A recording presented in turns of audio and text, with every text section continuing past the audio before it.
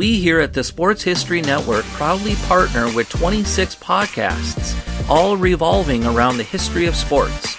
But did you know that many of our hosts were sports history authors way before they started their shows? It's true. We've got Joe Ziemba, host of When Football Was Football, Joe Zagurski, host of Pro Football in the 1970s, Mark Morthier, host of Yesterday's Sports, Tommy Phillips, host of Lombardi Memories, and Scott Adamson, co-host of From the 55-Yard Line.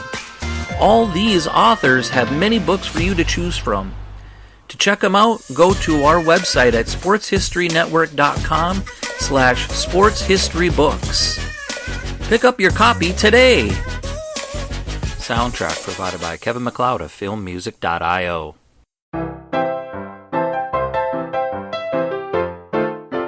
Triangles, the life and times of an NFL original team. Season 2, Episode 5, Hope and Reality. The advent of the 1924 National Football League season found Dayton Triangles owner-coach-manager Carl Storck looking to turn around the team's fortunes from the previous fall, which saw the worst season in the club's history to that point. After hosting but a single contest at Triangle Park in 1923, the Triangles' planned schedule included 4 home games in 1924. The ambitious home schedule would include the 2-time defending champion Canton Bulldogs on October 5th, the Columbus Tigers on October 26th, and the Buffalo Bisons, formerly the All-Americans, on November 16th. The home season would close with a game against Akron on November 23rd. For the first time in the team's NFL history, though, Dayton would open on the road at Akron on September 28th.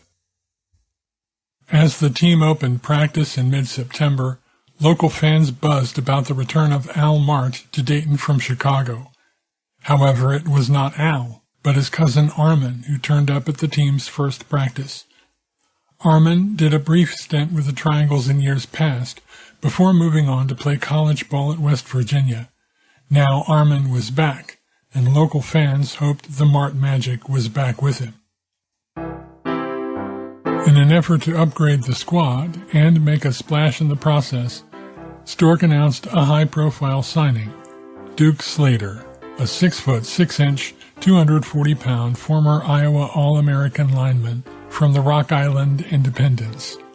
Slater became the first African-American player ever signed by the Triangles. The quarterback position was another area Storck addressed.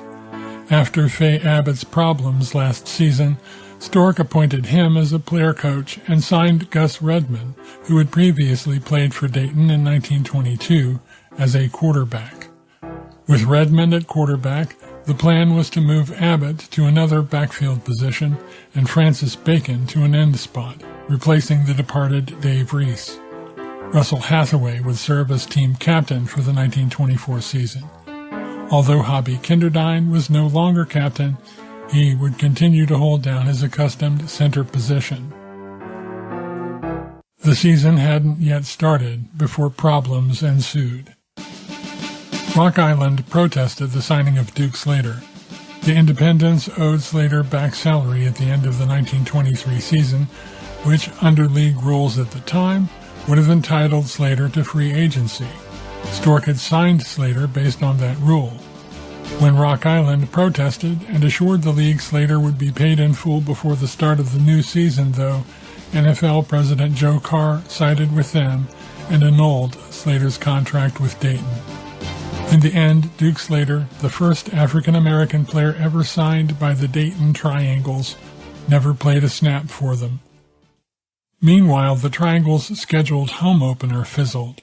Sam Deutsch, manager and backer of the Cleveland Indians NFL team, bought the Canton Bulldogs franchise in midsummer and merged it into his existing team, becoming the Cleveland Bulldogs. With no Canton team to play, Carl Storck had to scramble to fill the Triangles' home debut. He scheduled league newcomers the Frankfurt Yellow Jackets, whom the Triangles had played the previous season in a non-league contest for the October 5th opening date at Triangle Park. The Triangles scrimmaged against the local Course 29 semi-pro team in the week before traveling to Akron for the season opener, showing well.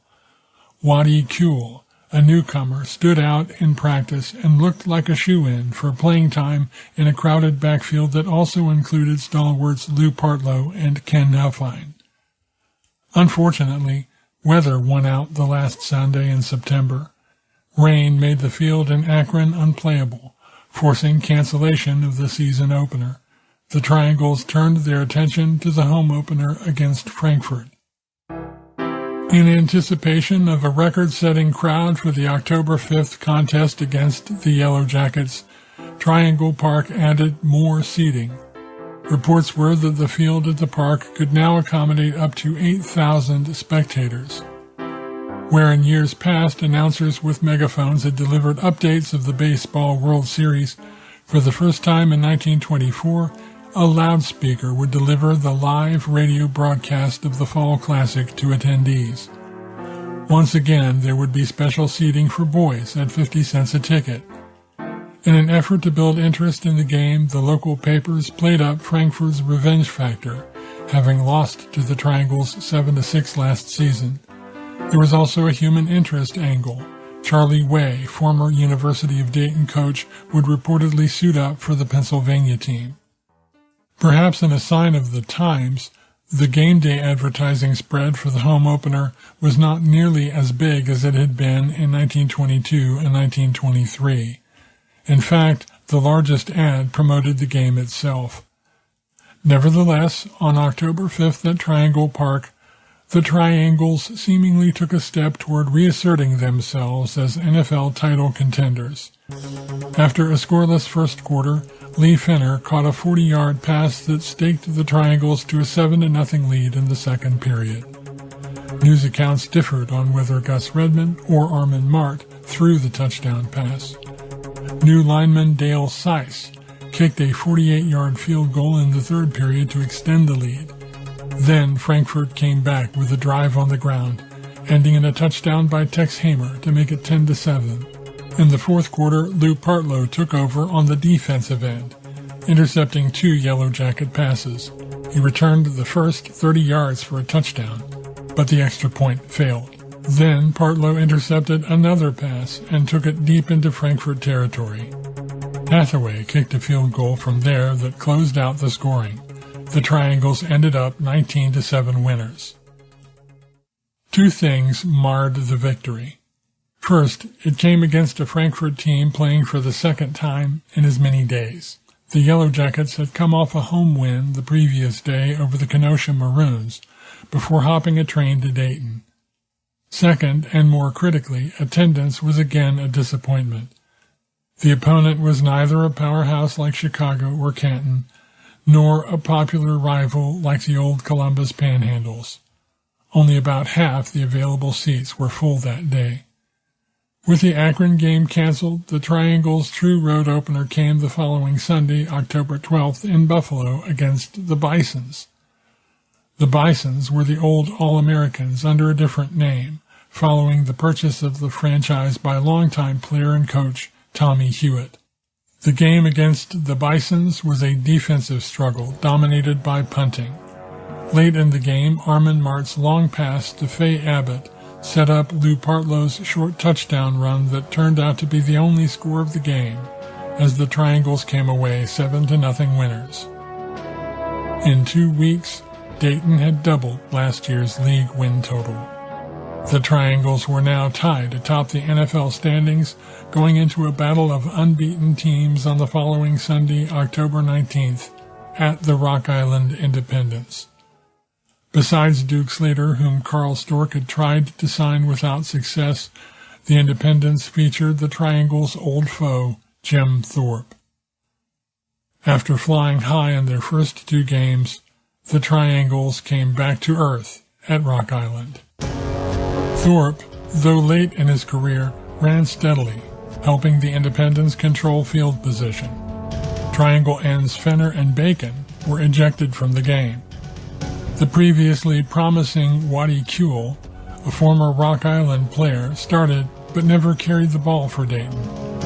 The Triangles were unable to produce a first down against the stifling Rock Island defense. Unable to run or ignite the passing game, Dayton fell 20-0. There was serious fallout the following week. Storck released both Kuhl and Dale Seiss, another former Rock Island player, from the team. The clear implication was that both men had gone easy on their former teammates. In releasing the two, Storck appeared to send a blunt message to the rest of the team. He would tolerate nothing short of maximum effort from his remaining players. Storck subsequently signed 3 new linemen: Dick Egan from Wilmington College, Dick Faust from Otterbein, and former Michigan standout Stan Muirhead. Preparing for the upcoming home contest against the Columbus Tigers, the Triangles made several position changes. Apparently, the Gus Redmond experiment was judged a failure. Abbott moved back to quarterback and Redmond to halfback. Dayton's game plan for the October 26th contest at Triangle Park centered on stopping the Tigers' dangerous Bob Rapp, who had slashed through the Dayton line through their game last season in Columbus. That Sunday, injuries hampered the Triangles. Gus Redmond broke his nose early while trying to tackle Rapp. Shortly thereafter, Armand Mart suffered a dislocated shoulder, also attempting to tackle Rapp. Still, the Triangles were in the game most of the way. Rapp had returned the opening kickoff inside the Dayton 5-yard line, but the Triangles held and forced a field goal. In the second quarter, Bacon recovered a fumble and returned it 80 yards for a touchdown. The extra point failed, but Dayton led 6-3. The Triangles had an excellent opportunity to extend their lead in the second quarter when Abbott found Babe Kinderdine wide open with a clear path to the goal line. But Babe lost the ball in the sun, and the pass fell harmlessly incomplete. From there, Columbus rallied on a third-quarter touchdown pass from Sonny Winters to Buddy Tynes, and a 30-yard run by Tynes as time expired sealed their 17-6 victory over the Triangles. Worse than the defeat, only 3,000 fans came out to Triangle Park. With a road game against the powerful Cleveland Bulldogs now looming, Storck looked for offensive firepower. He signed end Inky Williams, who would become the first African-American actually to play for the Dayton Triangles on November 2nd in Cleveland. Williams, though, couldn't help the team that Sunday. After giving up 2 first-quarter touchdowns, Dayton had a chance to get back in the game in the second quarter. Lou Partlow intercepted a Bulldog pass, and the Triangles drove to the Cleveland 10. The drive stalled, though, when Partlow gave the ball back on a fumble. In the second half, the Bulldogs' powerful ground attack, augmented by timely passes, led to 3 more touchdowns, as Dayton had no answer for the masterful quarterbacking of Happy Hodge Workman. The Triangles headed home 35-0 losers. At 2 wins and 3 losses, their once promising season was ruined. Hoping to snap their losing streak, the Triangles headed to Chicago on November 9th to face the Cardinals. Abbott set up a defensive game plan in the hope of stopping Cardinals star Patty Driscoll, who had burned Dayton in the 2 teams' prior meetings. That Sunday at Comiskey Park, though, Driscoll had help from his teammates. John Hurlburt and Fred DiStefano scored for Chicago early.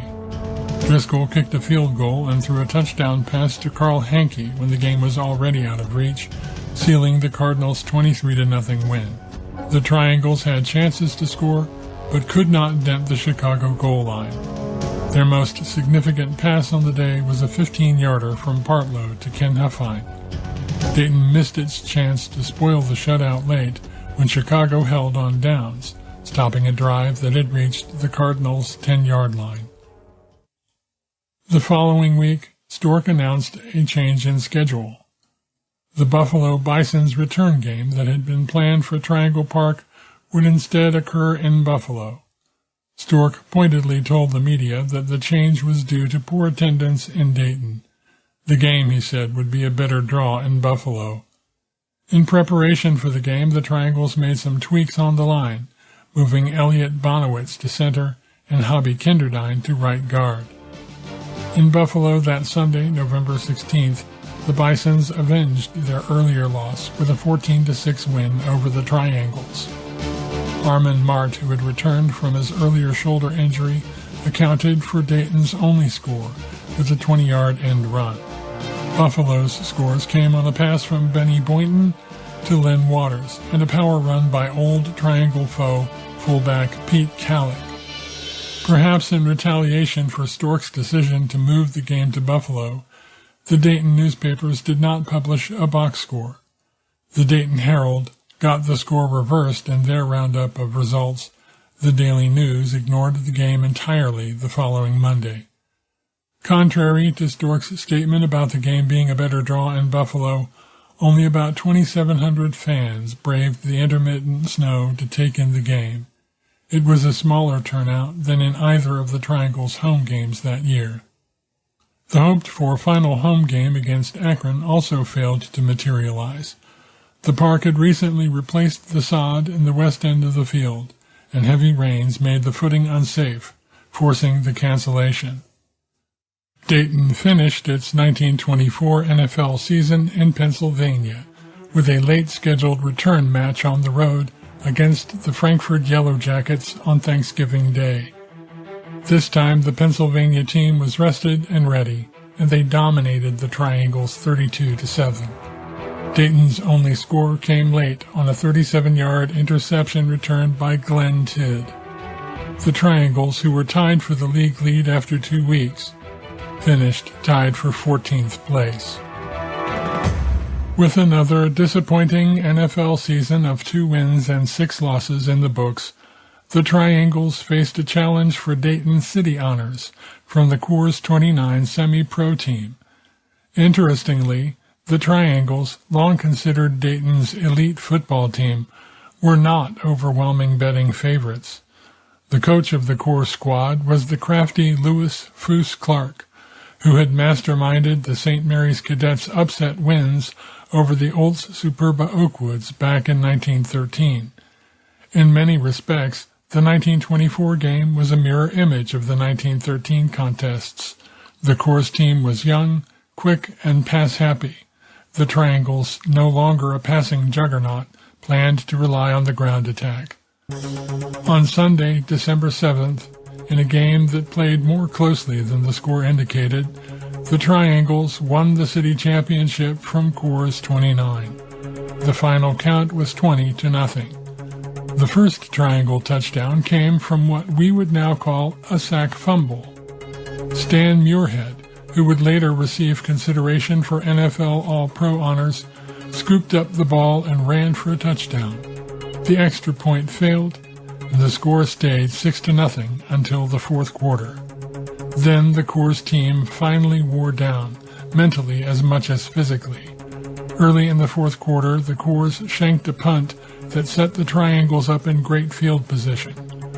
Armin Mart, Gus Redman, and Ken Huffine pounded the ball on the ground, Huffine scoring from 1 yard out.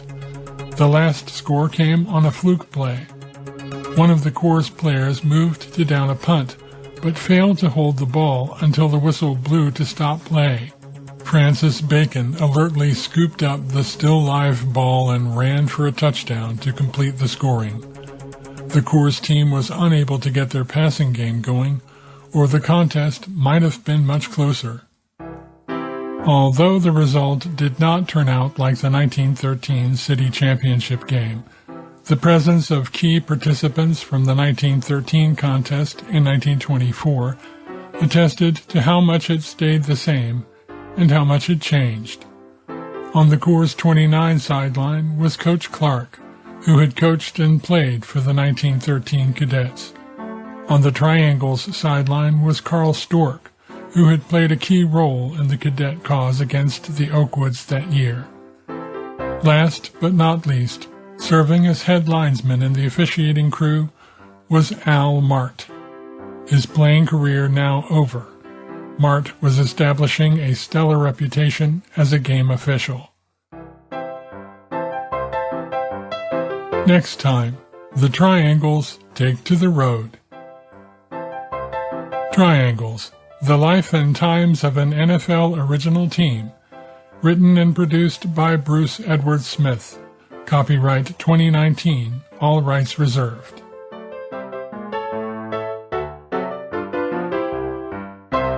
For more episodes and bonus content, go to DaytonTrianglesPodcast.com.